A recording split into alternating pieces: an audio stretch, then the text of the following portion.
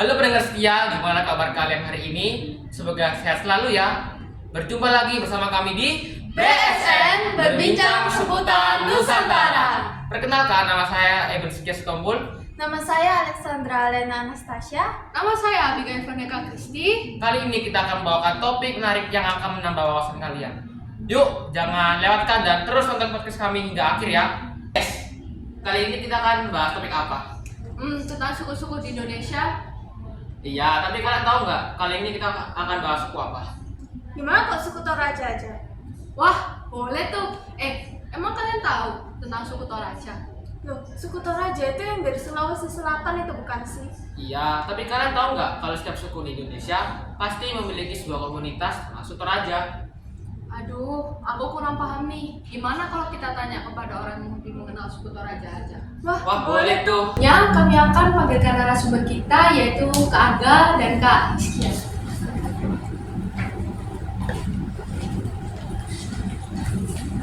Halo Kak, selamat datang. Gimana kabarnya? Baik. Beliau adalah ketua dan bendahara dari komunitas suku Toraja yaitu KMST atau biasa disebut dengan Keluarga Mahasiswa Santoraja. Nah, sebelum melanjutkan pembahasan kita, kami akan mempersilakan Kak Angga dan Kak Iskia untuk memperkenalkan diri terlebih dahulu. Baik, Baik, terima kasih. Nama saya Batal Prakupa, biasa dipanggil Angga. Saya berasal dari Toraja, hanya biasa disebut Toraja. Saya akhirnya itu 12 Februari 2002 di Makale. Terus saya kuliah di Institut Teknologi Air Utama, yang biasa disebut ITATS. Saya jurusan Teknik Pertambangan. Sekarang saya menjadi ketua umum Keluarga Mahasiswa Santoraja Surabaya, organisasi KMST Surabaya, periode 2023 sampai 2024. Jadi sekarang saya sudah terlibat. Ada teman saya. Ya, kalau saya namanya Iskia Ipan Robone, sama saya dari Toraja, tapi saya lebih tepatnya di Toraja bagian barat. Toraja Barat, Toraja Barat, Toraja Barat. Tempat pastinya itu namanya Bituang dari Toraja Barat. Lahir 29 September 2002. Kuliah di Politeknik Perkapalan Negeri Surabaya atau PPNS. Jadi sini perantau. Ya, perantau. Nah Kak, kayak KMST itu di setiap universitas itu beda-beda atau tentunya gimana? Nah, untuk KMS itu sendiri, sebenarnya KMS itu melingkupi semua kampus yang ada di Surabaya untuk saat ini, kecuali sekarang itu Petra dan UPH. Kenapa? Karena di Petra sendiri itu ada organisasinya sendiri sebenarnya, namanya Kamar Praja. Yang di UPH juga itu ada organisasinya sendiri, namanya Gemorus. Tapi sekarang itu organisasi itu sedang vakum, soalnya mahasiswa yang di Petra dan di UPH sekarang itu lagi jarang lah yang ada sekarang di UPH dan Petra itu. Makanya sekarang yang paling kuat itu yang berdiri sendiri kayak itu tinggal KMS dan lagi eksis-eksisnya lah. Jadi KMS itu berhubung semua kampus yang ada di Surabaya Timur, Surabaya Barat, Surabaya Utara, dan Surabaya Selatan. Surabaya Pusat juga ada. Jadi berhubung semua lah Surabaya KMS itu. Kalau misalnya di luar Surabaya, Kalau luar Surabaya saat ini nggak ada, soalnya KMS itu sendiri cuma banyak Surabaya. Kalau di luar itu ada organisasi lainnya, tapi itu independen. Jadi kita KMS ini independen seperti dari terbentuk sendiri, ada sendiri. Baik, terima kasih Kak Angga sama Kak Iskia atas perkenalan dirinya. Nah Kak mau nanya nih, Kak Angga sama Kak Iskia ini udah berapa lama ya bergabung dalam komunitas ini? Oke, dari saya dulu ya. Kalau saya sendiri, saya sudah bergabung dari KMS itu mulai 2021 kalau saya cek 2021 masuk Desember 2021 kalau saya gabung pertama itu pas teman-teman ada yang ngajak-ngajak kan dari teman-teman Toraja ini. Soalnya mereka itu cara gabungnya itu ya kita lewat mulut ke mulut. Jadi ketemunya itu kalau ada kegiatan-kegiatan ini ya kita sambil masuk di situ. Jadi saya gabungnya dari 2021. Kalau dari saya sendiri itu dari pas maba 2022. Ya, jadi saya diajak bergabung itu, saya dulu masih di Toraja itu sudah ada kontaknya, kenalan di sini. Jadi saya dari Toraja itu sudah dikontak sama anak-anak KMST. Oh, Jadi saya kesini tuh udah apa ya? Udah aman lah. Oh, Udah nggak bingung. Jadi kalau sistem ini udah aman gitu. Iya udah Udah aman. lebih. Nah Kak, kalau boleh tahu latar belakangnya berdirinya komunitas ini itu gimana ya Kak? Untuk latar belakang berdirinya KMST itu sendiri, sebenarnya KMST itu pertama kali berdiri dari mahasiswa-mahasiswa Toraja yang ada di ITS pertama. Jadi anak-anak yang di ITS pada saat itu pada saat 2006 itu mereka kayak ada kerinduan untuk membuat suatu komunitas Toraja dan nggak ada wadah untuk mereka berkumpul di situ. Nah, makanya ada KMST pertama itu dari mereka itu, dari senior-senior kami yang ada di BTS gitu. Tepatnya itu tahun 2006. Itu pun terbentuk karena sudah ada pendahulunya, organisasi dua itu terbentuk. Yang pertama yang di Petra itu Kampung Toraja, yang kedua Genosis di UPH. Jadi mereka dulu terbentuk baru ada KMST itu. Jadi mereka seperti apa ya? Seperti kayak kelompok begitulah, hingga KMST juga terbentuk. Saudara-saudara kami yang di situ. iya. Lalu yang membuat kata tarik masuk ke ya ke komunitas ini. Kalau dari saya sendiri, yang buat saya tertarik karena ya rasa, karena kalau kita sama-sama dari sana itu beda rasanya kalau kumpul sama teman-teman yang memang dari daerah masing-masing, asalnya sama, terus maksudnya ya kita di dalam itu juga gotong royongnya, keluarganya juga kerasa. Jadi saya juga tertarik masuk ini karena keluarganya juga sangat tinggi, mereka saling bantu, keluarganya juga tinggi. Terus mereka masih menanamkan nilai-nilai budaya dari Toraja tersebut, masih sangat memegang erat nilai-nilai falsafah hidupnya orang Toraja itu. Kalau itu sih yang menurut saya jadi alasan saya mau masuk. Untuk Kak Iskia, Kalau dari aku sendiri ya hampir sama tadi, kayak rasa keluarganya itu masih sangat terasa sekali. Kayak rasa kebersamaan itu sangat terasa. Sama nilai-nilai budaya itu masih melekat. Contohnya dari segi bahasa, kita tuh di Surabaya itu masih pakai bahasa Toraja. Kalau ngumpul itu pakai bahasa Toraja. Nah, sama kan kita kan orang perantau kan, jadi di sini gak ada keluarga gitu. Jadi ya kita jadi ya masuk KMST itu ya biar ada lah, masih terasa ada, seolah kayak ada keluarga gitu. Padahal asal beda kampus beda ya, tapi tetap terasa. nah Kak, saya mau tanya, ada ketentuan nggak Kak dalam bergabung di komunitasnya Kak? Mungkin kalau ketentuan untuk masuk ke KMC itu cuma satu sebenarnya syaratnya sih. Yang pertama itu berasal dari Toraja, terus memiliki darah Toraja, atau tidak besar di Toraja tapi dia dari keturunannya itu masih orang Toraja. Jadi intinya dia tetap orang Toraja lah. Keturunan orang Toraja, ada memiliki darah Toraja. Nah itu bisa masuk ke KMST itu, cuma itu gitu saja. Dan yang kedua itu tidak tetap membawa nama Toraja dan tidak merusak nama baik Toraja di sini. Jadi Cuma itu. kayak menjaga nama baik. Ya. Untuk peraturan-peraturan yang di komunitas ini apa? Oh, kalau peraturannya itu sebenarnya ada ayatnya sendiri, ada aturan-aturannya sendiri di dalamnya. Mungkin kalau kita menjabarkan aturan-aturannya sih itu sangat panjang sih, tapi kalau menjelaskan lebih singkatnya ya seperti organisasi lainnya. Jadi cuma itu palingnya, yang intinya yang paling utama itu menjaga nama baik Toraja sih, dan tidak ini, dan kita menjadi orang Toraja yang tidak merusak nama baik Toraja, citra Toraja di seperti Surabaya. Cuma itu sih. Mungkin kalau misalnya anggota komunitas ini kayak melanggar peraturan itu Oh, ada sanksi? Ada sanksi. Ada. Oh, Sanksinya itu ya paling dikeluarin atau nggak dianggap sebagai anggota lagi. Tapi itu sebenarnya udah sanksi paling tinggi. Kalau sanksi dan kalau masih pelanggaran yang belum terlalu berat, mungkin masih diberi peringatan masih diajak komunikasi peringatan. Tapi kalau udah memang melebihi itu sampai merusak nama baik Toraja ya. Nah, Kak, kalau begitu, yang mendirikan komunitas mahasiswa ini itu siapa sih, Kak?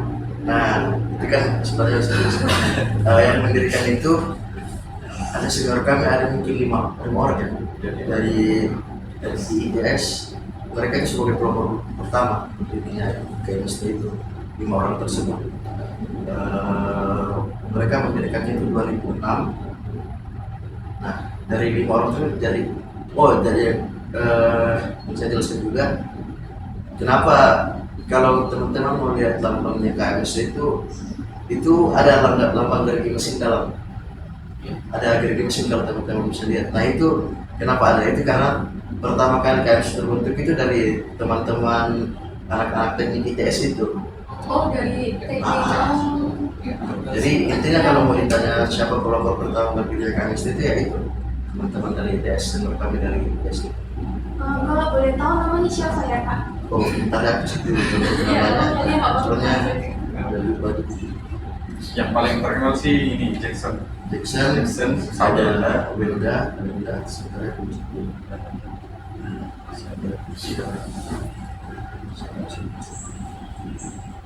itu masih di dalam sebenarnya.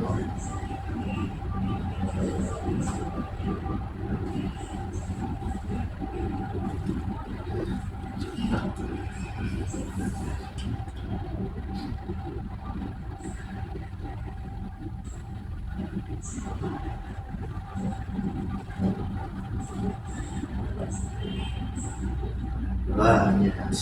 Pembentuk KMS itu ada 5 orang dari ITS, ada namanya Kak Welda, ada Jackson, yang ketiga jadi Tipultan Kasih, yang keempat Wirsan Kepalalingan, yang kelima Ripta Paraman. Nah, orang itu dari pelopor pertama berdirinya KMS sebenarnya KMS. Nah, Kak, kalau boleh tahu ada tantangan-tantangan nggak, Kak, dalam Kakak menjabat sebagai ketua di komunitas-komunitas ini? Iya, salam kenal. Kalau tantangan pasti ada. Tetap pasti ada sih. Kalau saya sebagai ketua sih tantangan paling beratnya itu mengumpulkan teman-teman semua. Soalnya kan Surabaya ini luas ya, Iya, luas. luas sekali. Apalagi teman-teman dari Surabaya Barat yang tidak mempunyai kendaraan, kemudian dari Surabaya Utara yang mempunyai kendaraan, dan dari Selatan yang mempunyai kendaraan. Itu kan kita kalau kumpul di satu tempat, kita pasti kalau mereka tidak punya kendaraan, kita itu pasti jemput mereka dulu. Jadi hari kebiasaannya teman-teman KMS itu kalau mengumpul kita saling menjemput satu sama lain. Dan mungkin itu tantangannya ya jarak lah. Dan yang kedua mungkin untuk saat ini teman-teman KMS itu masih belum ada sekretariat tetap, sekretariat. Jadi tempat-tempat untuk berkumpul kita itu belum ada. Sehingga untuk kumpul sekarang itu kalau mau rapat, kalau mau bahas sesuatu masih di warkop atau di mana gitu.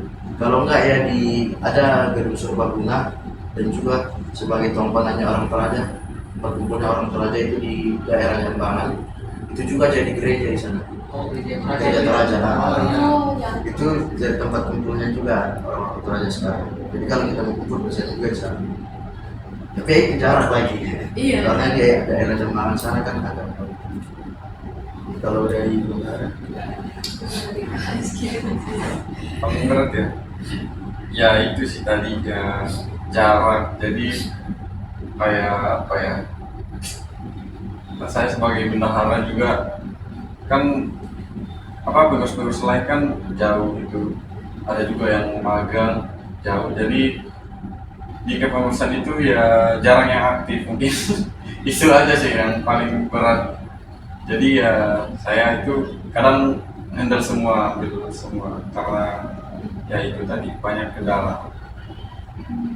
Kayak sekarang kan masih ada pengurus juga, tapi nggak tahu tiba-tiba langsung balik kampung gitu. beberapa pengurus yang kurang aktif lah ya, kurang aktif. Nah, jadi ya memang segitu. Banyak juga sih yang mau aktif, tapi ya itu tadi nggak jauh, Jarak. Iya, nggak jauh. punya Iya. beneran ya mungkin itu aja sih. Bagaimana kakak Angga sama Kak Iskia mengatasi masalah ini? Kalau untuk mengatasi sih, sebenarnya gini, kalau untuk mengatasi itu, kalau masalah teman-teman yang kurang, kalau misalnya teman-teman yang kurang aktif dalam kepengurusan, mau dengan alasan apa ya kita sebagai ketua dan KSB lah intinya. Ya bekerja, maksudnya intinya kita kerja saja apa yang kita bisa kerja. Jadi maksudnya kita tidak saling menunggu lagi lah. Kita kerja apa yang kita bisa kerja, yaitu ya apapun yang mau kita jalankan ya kita kerja aja dulu ke depan. Dia jalan di ikhlas saja. Ya. Nah Kak, saya mau tanya, ada berapa jumlah anggota yang ikut bergabung dalam Polres? Kalau untuk jumlah anggota sekarang itu sebenarnya belum pasti ya. Tapi kalau untuk yang kita lihat aktifnya sekarang itu sekitar 70 sampai 80 orang. Untuk yang aktif ya. Kalau untuk semuanya itu termasuk senior-seniornya mungkin 200 lebih. Kalau udah sama senior kan banyak yang sudah tua, pas lulus. Kalau untuk yang aktif sekarang sekitar 70 orang.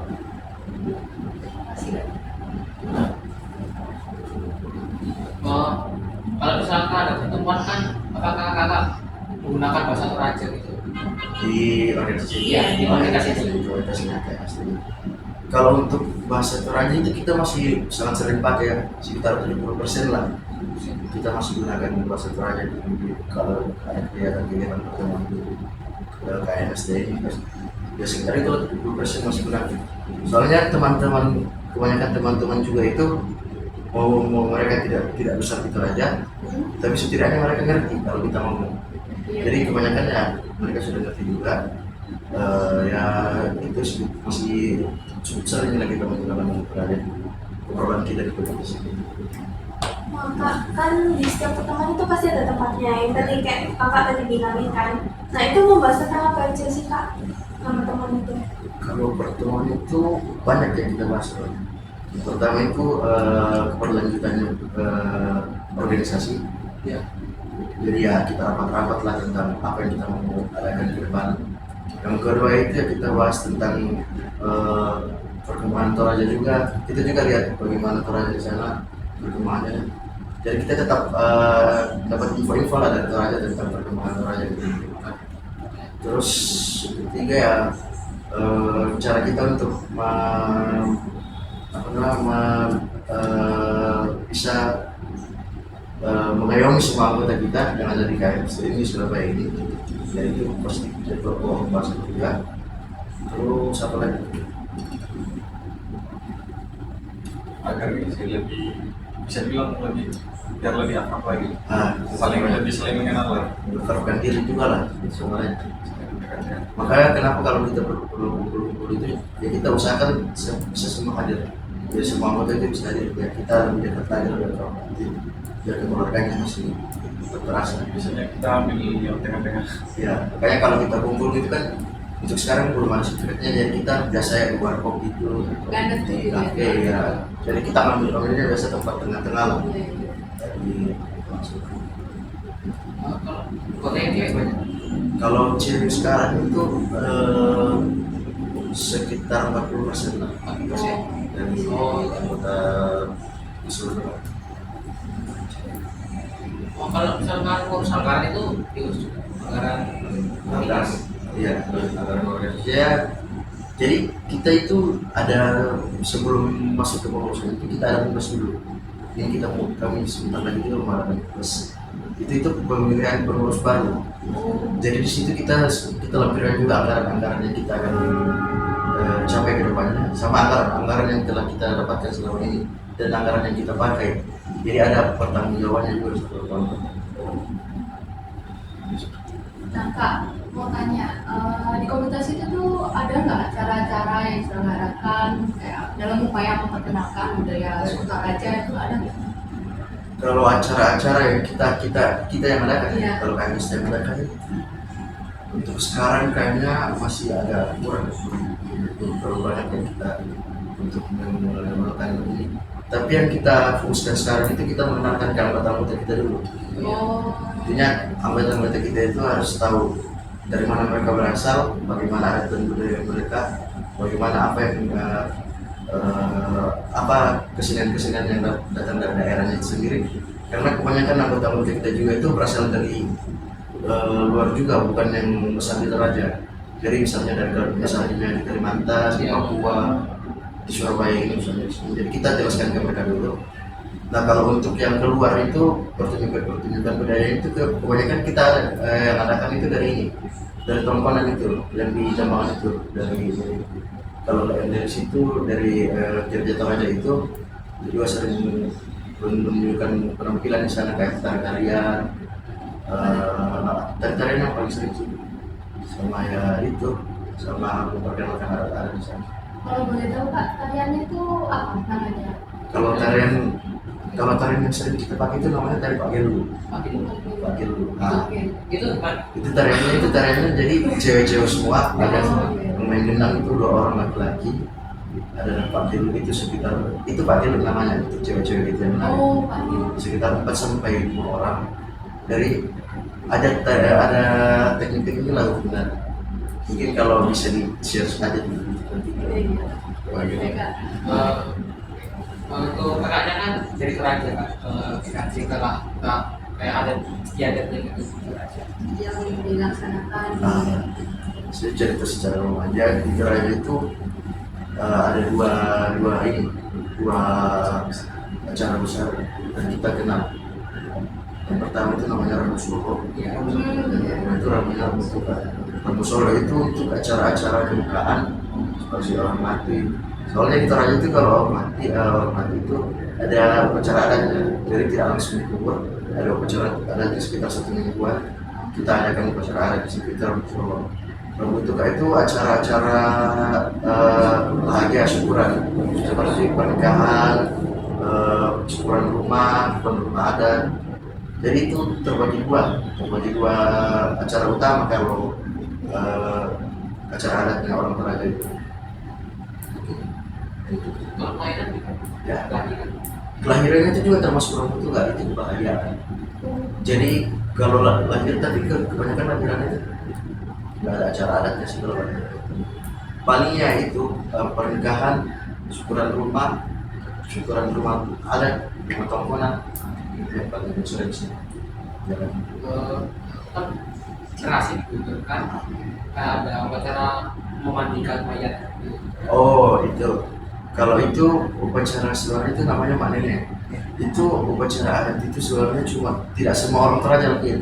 Jadi ada satu daerah di kaki gunung Sesean namanya itu daerah Sesean lagi atas di kaki gunung Sesean itu. Mereka itu cuma mereka yang adain Mak Nenek itu. Jadi katanya kalau saya dengar ceritanya dulu, mereka itu ada satu yang moyang mereka yang temuin mayat, mereka mendidikin, mereka bersihin, baru mereka buang baik-baik. Nah setelah itu pas panen mereka dapat hasil yang berlimpah. Makanya mereka tetap lakuin kegiatan itu. Mereka percaya kalau lakuin itu dapat. Jadi itu jadi budaya mereka di situ. Jadi mereka lakuin terus menerus. Panen itu bisa dilakuin 2 tahun sekali kayaknya. Tapi cuma daerah itu toh yang adain. Jadi mereka keluarin mayatnya kan, kalau di Toraja itu kuburannya itu bukan yang di tanahnya. Jadi kuburannya itu kayak rumah atau enggak di dalam batu dibikin lubang di Kayak batu. di Di batu-batu. Nah, kalau mereka nenek itu mereka keluarin dari kuburan itu. Mereka buka petinya, mereka bersihin, mereka ganti petinya. Pokoknya mereka bersihin semua. Terus mereka masukin lagi. Seperti itu.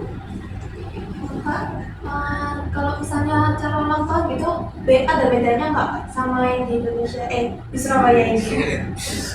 Kalau corong tahu nggak ada di situ. Nggak ada. Sama aja. Sama kayak acara syukuran biasa. Paling membedakan itu ya itu orang mati, orang menikah, sama acara syukuran kematian sama rumah. Nah kan itu sih. Kalau saya ceritakan kayak ada dari Toraja itu kan tongkon. Saya ceritakan mungkin Detailnya. Iya. Jadi intinya kalau sepengetahuan saya, tongkonan itu saya berasal dari kata tongkon. Tongkon itu dulu. Ya jadi intinya kenapa orang Toraja itu sangat suka berkumpul, sangat suka bersama-sama itu karena memang dari leluhur kita itu sudah mengajarkan bahwa kita itu harus bermusyawarah lah. Makanya ada namanya tongkrongan itu. Jadi kita itu paling suka itu bermusyawarah. Jadi kalau mau memutuskan sesuatu itu harus ada musyawarahnya. Nah itu berkumpulan itu yang tongkrongan. Nah kenapa tongkrongan itu berbentuk itu? Kalau secara harfiahnya sebenarnya tongkrongan itu berbentuk kapal terbang. Kenapa? Kenapa itu esensinya itu karena kalau menurut ini berasal dari ini, dari Teluk Tonkin. Ada namanya Teluk Tonkin di Cina, di sekitar perairan Cina lah, Teluk Tonkin namanya. Nah orang percaya bahwa leluhur kita itu berasal dari situ. Makanya kenapa tongkrongan itu selalu mengarah ke utara, dan di depannya itu selalu ada namanya alam. Alam itu lumbung padi. Jadi tongkrongan sama alam berhadapan. Jadi alam itu sebagai, kenapa alam itu di depannya, karena itu sebagai istilahnya sebagai ayah lah. Tongkrongan itu ibu di situ. Ayah itu sebagai lumbung padi, mencari makanan kan. Terus ibu itu sebagai tempat untuk bermusyawarah di situ lah. Jadi seperti itu sih garis besarnya tongkrongan itu. Kalau begitu, komunitas mahasiswa ini apakah masih menerapkan budaya Toraja, Kak? Untuk saat ini, Iya. kalau kami KMST itu masih sangat menerapkan sih, dan sangat menekankan bahwa kita harus meskipun kita sudah di kota, nilai-nilai budaya yang kita bawa dari sana itu kita harus tetap terapkan gitu. Jadi intinya jangan malu lah mengaku sebagai orang Toraja. Mungkin seperti itu. Upaya-upaya untuk menjaga kelestarian budaya Toraja yang di era yang semakin modern ini. Kalau upaya-upaya itu ya, yang pertama pasti kita tidak boleh malu untuk belajar, dan tidak boleh malu untuk belajar tentang adat-adat itu sendiri. Terus yang kedua, kita harus tetap, kita sebagai pengurus yang sini, saya sebagai pengurus dan sebagai orang-orang yang ada di KMST itu harus menjadi pelopor lah untuk teman-teman yang ada di Surabaya ini untuk ingin belajar lebih lagi. Jadi KMST ini sebagai wadah teman-teman yang dari Toraja atau dari mempunyai dalam Toraja itu mengenal lebih jauh lagi Toraja itu apa sih, Toraja seperti apa sih, biar mereka tidak lupa dari mana mereka berasal. Seperti itu sih. Nah Kak, mau tanya, saya tuh penasaran Kak, kan ada makam yang di Bukit itu. Nah itu sistemnya kayak gimana Kak? Karena saya pernah dengar dari temennya kakak saya itu kayak sebuah, misalnya kalau dia punya kas apa ya, kasta ya, kasta yang tinggi, nanti imannya naik. Nah itu Sebenarnya untuk makam di itu kita sebutnya liang. Jadi di batu-batu itu sebenarnya itu sekarang sudah tidak terlalu diterapkan lagi di Toraja sebenarnya. Soalnya kebanyakan sekarang itu pakai yang seperti rumah, dan itu petani namanya, petani. Tapi masih ada sih beberapa yang masih menganut itu. Jadi intinya itu orang-orang yang dikubur di situ itu satu keluarga di liang itu. Nah, yang paling atas itu kastanya lebih tinggi. Jadi pokoknya semakin tinggi tempat mereka dikuburkan, bahwa kastanya itu semakin tinggi. Kalau yang di liang itu ya seperti itu. Jadi yang di bawah itu ya tanpa biasa. Tapi sekarang sistem kasta seperti itu sudah jarang ditemui sih. Hanya beberapa daerah yang masih menggunakan sistem kasta. Saya mau nanya, kan kayak dilihat, biasanya itu kan harus kayak ada bangsawan. Kalau bangsawan itu soalnya yang dulunya masih ada, tapi untuk sekarang sudah tidak terlalu ini sih. Tapi di beberapa daerah masih ada yang percaya itu. Karena Toraja itu sebenarnya dari dulu itu sistemnya itu bukan sistem yang satu pemerintahan. Jadi tiap-tiap daerah, tiap-tiap kampung masing-masing itu punya raja. Jadi tidak seperti Jawa ini kan punya satu raja. Kalau di Toraja itu tidak, mereka itu tidak, bukan sistem yang kerjaan satu. Jadi tiap-tiap daerah itu sub-suku itu memiliki masing-masing raja. Nah, untuk sekarang itu sistem seperti itu tuh sudah jarang ditemui di Toraja, kecuali beberapa daerah, kecuali beberapa kampung yang di Toraja itu yang masih menerapkan itu. Hampir seperti itu. Dan apa sih Kak tantangan dalam komunitas ini untuk menjaga keberlanjutan suku budaya Toraja?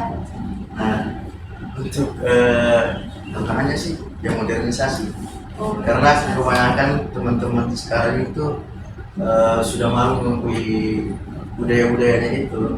Ya lebih senang dengan budaya-budaya yang masuk budaya barat lah, Iya, budaya ya. udah. Nah seperti itu. Jadi mereka sudah malu untuk belajar itu dan malas untuk belajar tentang budaya itu sendiri. Seperti itu sih tantangannya.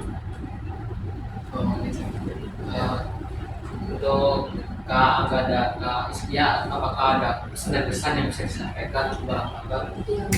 Kalau dari saya sendiri pesannya ya tetap tetap apa namanya, tetap jangan malu untuk menjadi orang Indonesia karena Indonesia itu beragam suku budaya. Tetap berpegang pada budaya masing-masing, mengetahui budaya tersebut dan jangan lupa budaya, tetap melestarikan budaya. Ya kalau dari aku sih ya tetap jadi diri sendiri, jangan malu diakui asal pribadianmu gimana. Ya yang mungkin itu aja sih. Ya, itu ya melestarikan budaya. Tetap jadi diri Tetap sendiri. melestari. Baik Kak Angga dan Kak Iskia yang sudah meluangkan waktunya untuk podcast kami kali ini mengenai tentang komunitas budaya dan adat istiadatnya, sehingga dapat memberikan pengetahuan bagi teman-teman semuanya. Nah, sebelum kita berpisah, gimana nih kalian udah paham belum mengenai suku Toraja? Semoga bermanfaat ya buat kalian. Sampai jumpa di podcast kami berikutnya. Bye bye.